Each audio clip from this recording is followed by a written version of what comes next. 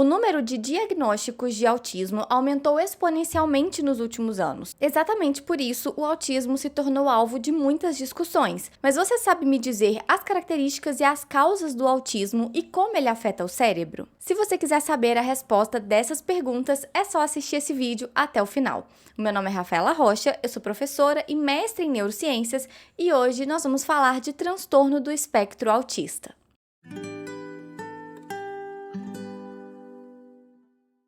Apesar do número de diagnósticos de transtorno do espectro autista ter aumentado muito nos últimos anos, a verdade é que a prevalência desse transtorno continua a mesma, que é de cerca de 1 a cada 54 crianças. Isso de acordo com os dados dos Centros de Controle e Prevenção de Doenças dos Estados Unidos de 2020. E essa prevalência representa aproximadamente 1% da população. Nesse vídeo, eu quero falar das características e causas do autismo, assim como ele afeta o cérebro.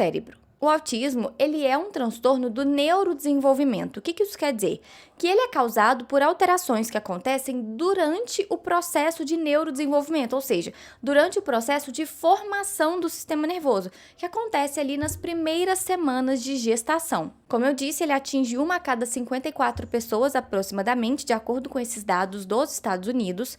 O início dos seus sintomas, ele deve acontecer na infância, mesmo que o diagnóstico seja feito mais tarde, a família deve se lembrar, durante o diagnóstico, que aqueles sintomas eles iniciaram na infância. Afinal, a criança já nasceu com o transtorno do espectro autista. E tudo que a gente vai falar aqui deve acarretar na necessidade de apoio, porque muitos dos traços autistas, eles estão presentes em toda a população. O que vai diferenciar uma pessoa que tem autismo de uma pessoa que não tem, além do número de traços, é essa necessidade de apoio. As duas principais características do autismo são deficiência na interação e comunicação social, o que é muito importante e traz muito prejuízos para essas pessoas, porque nós, seres humanos, somos seres sociais. Nós dependemos da comunicação para a sobrevivência. Desde que nascemos, a comunicação com a mãe, para o nosso desenvolvimento na escola, adolescência, vida adulta, nós necessitamos dessa comunicação. Então, a deficiência nessa comunicação social, ela é muito prejudicial. E a segunda característica principal do autismo é a presença de padrões estereotipados e repetitivos de comportamento. Mas tem uma palavra que nós devemos ter em mente quando a gente fala de autismo e que caracteriza muito esse transtorno, que é a palavra heterogêneo. E é exatamente por isso que no próprio nome nós temos o uso da palavra espectro, porque espectro quer dizer isso, uma variação dentro daquelas mesmas características. Quais são as outras características, além da deficiência na comunicação e a presença de padrões estereotipados de comportamento?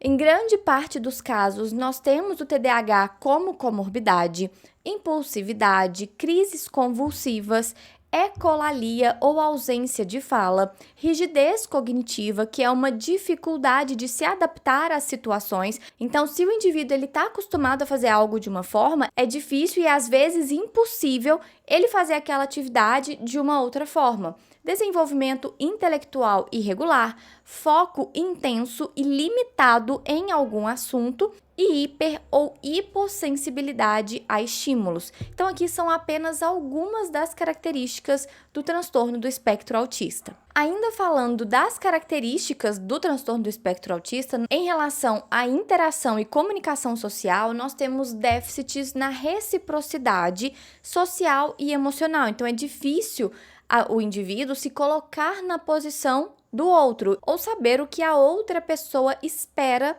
daquela pessoa. Déficit na comunicação social não verbal. É claro que a nossa comunicação ela não é apenas verbal. Nós temos expressões faciais, movimento de mãos, de braços, e para a pessoa que tem o autismo é difícil entender todos os aspectos dessa comunicação, inclusive esses aspectos não verbais, e déficits no desenvolvimento e manutenção de relacionamento. Então, é difícil manter um relacionamento por um longo prazo. E sobre os padrões estereotipados e repetitivos de comportamento, nós temos a presença de falas ou movimentos estereotipados ou repetitivos, adesão inflexível a rotinas e rituais, como eu citei anteriormente, a rigidez cognitiva é essa adesão inflexível à rotina, então tem que ser todas as vezes da mesma forma.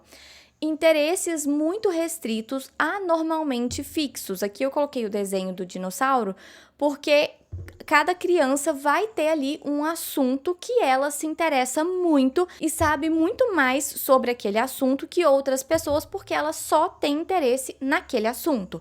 E reação exagerada ou falta de reação a estímulos sensoriais. Então, essas são as principais características do transtorno do espectro autista. Então, falamos das características, agora vamos para as causas do transtorno do espectro autista. Essa porcentagem ela varia muito dependendo de cada estudo, de onde foi feito o estudo, do tamanho da amostra, mas aproximadamente 95% dos casos de transtorno do espectro autista tem causa genética. E dentro desses fatores genéticos, nós temos que 81% mais ou menos desses casos são causados por genes herdados. O que isso quer dizer? Genes que vieram do pai e da mãe. E 18% desses casos genéticos acontecem pelo que a gente chama de mutações de novo. O que são mutações de novo? São mutações novas, únicas daquele indivíduo que aconteceram ali durante o processo de formação, de divisão celular do embrião. Então, acontecer essas mutações é uma coisa normal, as nossas células sofrem mutações o tempo todo, só que nesses casos, essas mutações têm como resultado traços do transtorno do espectro autista. E um fato interessante é que essas alterações genéticas, elas são cumulativas. Então, pode ser sim que seja apenas por fatores genéticos herdados dos pais ou apenas fatores genéticos de mutações exclusivas daquele indivíduo. Mas na maioria das vezes, se não todos, o que acontece é um acúmulo de mutações que vai resultar nas características do transtorno do espectro autista. Além das questões genéticas, nós também temos fatores ambientais.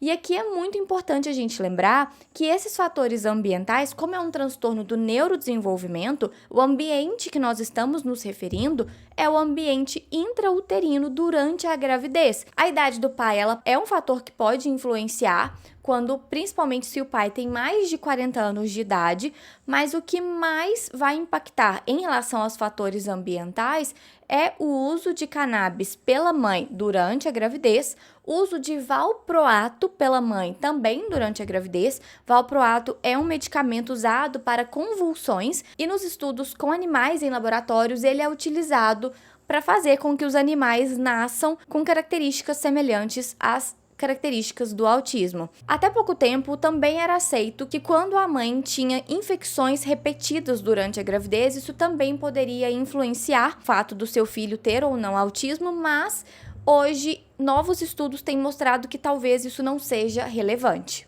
Então, falamos das características e das causas do autismo. Agora vamos ver como o transtorno do espectro autista afeta o cérebro. Uma informação importante é que os estudos que nós temos hoje têm informações muito variadas sobre como o autismo afeta o cérebro. E o principal motivo disso é que cada estudo utiliza uma metodologia diferente. Então, o que eu fiz foi pegar esse artigo, que é uma revisão sistemática, que utilizou apenas estudos que analisaram o cérebro pós-morte de indivíduos com autismo. Então, todas as informações que eu vou falar a partir de agora, vocês encontram nesse artigo. De acordo com essa revisão, todas essas são regiões afetadas pelo autismo. Então, nós temos aqui o córtex pré-frontal, que é essa região mais na frente do nosso cérebro, o córtex temporal, que é essa região na altura das nossas orelhas, o córtex parietal, que é essa região mais posterior do córtex,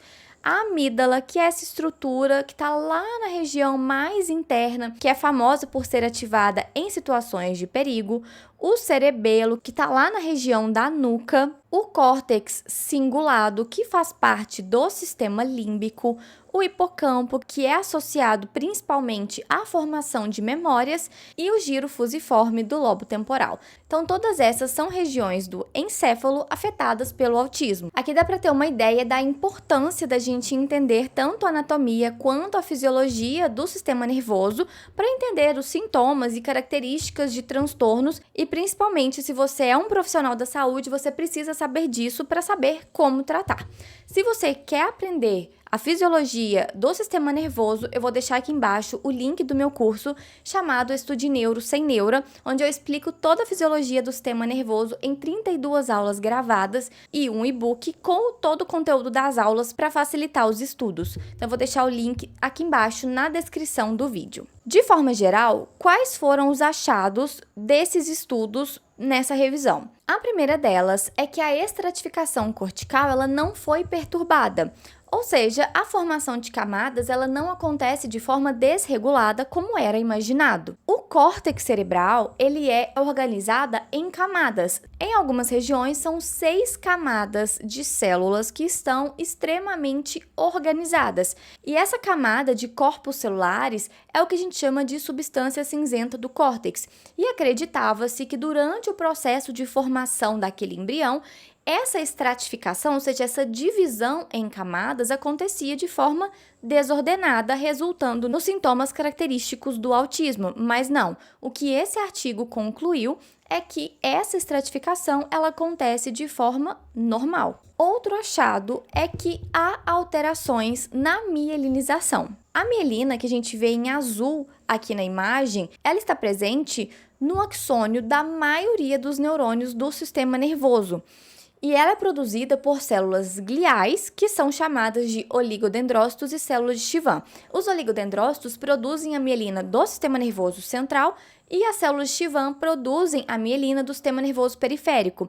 E o que acontece é que essa mielina, ela envolve o axônio e como ela tem características isolantes, ela faz com que a condução elétrica, ou seja, o potencial de ação, ele seja disparado de forma saltatória, fazendo com que a condução do impulso seja muito mais rápida. E esse processo de mielinização, de acordo com esse artigo, ele está alterado nos neurônios de indivíduos autistas.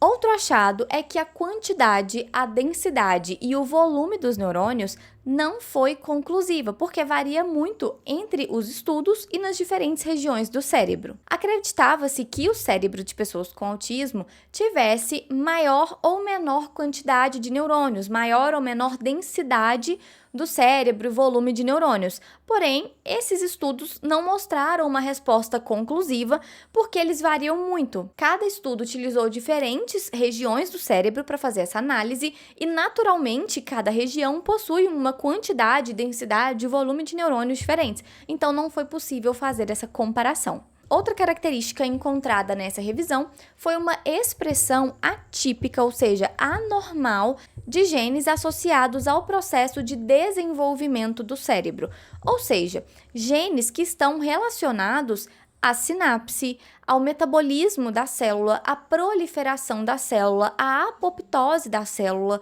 Então, a apoptose, por exemplo, é um dos processos mais importantes que acontecem durante o evento de poda neural. E esse evento de poda neural, ele é muito importante para eliminar neurônios que não são mais necessários, sinapses que não são necessárias e alterações nessa poda neural que acontece durante a infância estão diretamente relacionadas com o autismo. Além disso, também foi encontrado um aumento no número de neurônios serotoninérgicos com características distróficas, ou seja, foram encontrados um maior número de neurônios que produzem serotonina, mas neurônios esses que não estão trabalhando em condições normais. Então, neurônios com características distróficas, e isso leva a uma disfunção serotoninérgica. E, por fim, foi observada uma redução de proteínas antiapoptóticas e um aumento de proteínas pró-apoptóticas, fazendo com que houvesse uma interrupção dos mecanismos apoptóticos, ou seja, levando a alterações na apoptose que vai influenciar o processo de poda neural. Eu acho que depois que a gente vê quantas regiões do cérebro podem ser afetadas e as diferentes formas que essas regiões